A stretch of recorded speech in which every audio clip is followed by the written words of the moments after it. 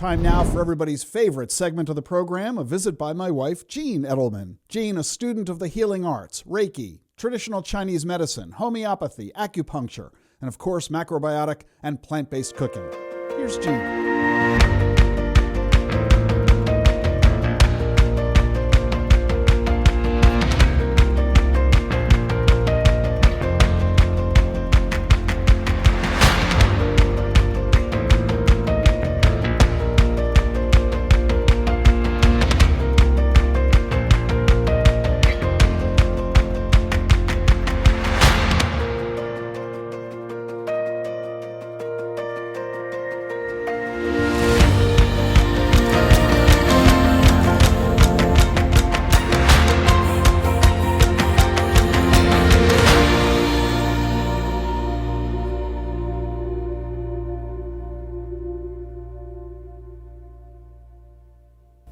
Hello, great to be with you this week. This week I want to talk about being curious. Being curious is eager to know or learn something new. In yoga, we practice a beginner's mind. When we are young, we are so curious. We are always asking questions. We want to know and learn about everything around us. As we get busy with our adult life, we tend to lose that curious nature. We get bogged down with day-to-day. We forget to look up and look around. We are in survival mode. But when we change a chapter in our life, maybe the kids go to college, maybe we change our job, maybe we get to move to a new city. When that chapter changes, we get a chance to have a curious and a beginner's mind. So this week, I encourage us to sit and think about, what did we like when we were younger? What were our hobbies? Are there classes now that we'd like to take? There's so much on the web. Maybe we want to pick up an instrument that we used to play.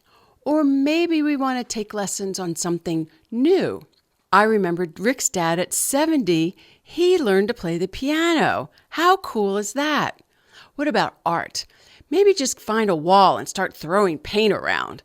What about sewing or knitting, creating beautiful clothes for ourselves or those that we love? Cooking's always a great area. Learn some new dishes. The beauty of all of this is that the sky is the limit. We can be curious.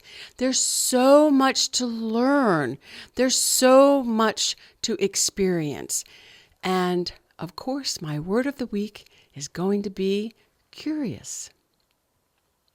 The C is for courage, because change is not easy.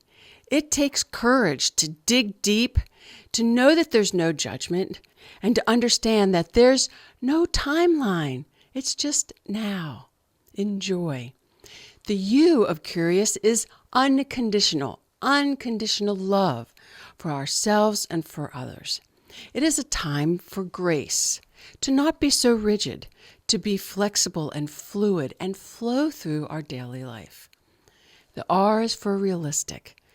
Set realistic goals for ourselves each day. We're not going to get it done in one day or 1 week or 1 month. It takes time to bring change, happy, positive, fulfilling change into our life. The I is for imagination. Have fun and be able to sit down and daydream and create our goals for ourselves. The O is for occasion. How about we treat each day as a special occasion? Use the good china, play our favorite music, get dressed up for no reason at all. The U is for unplug.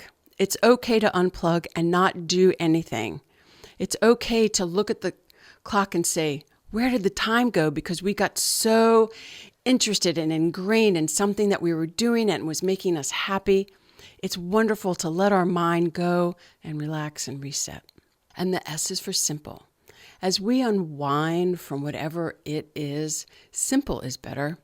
We don't need to overschedule ourselves. We don't need the stress. It's called monotasking, doing one thing instead of many things at one time. Simple helps us find joy in our day. This will be our best chapter. It will be rewarding because we have wisdom. We have knowledge from what we have done in our life, what is right, what is wrong. We know what's important for us and to us. And so I encourage you this week to be curious. Go find the new in your life and have a great week.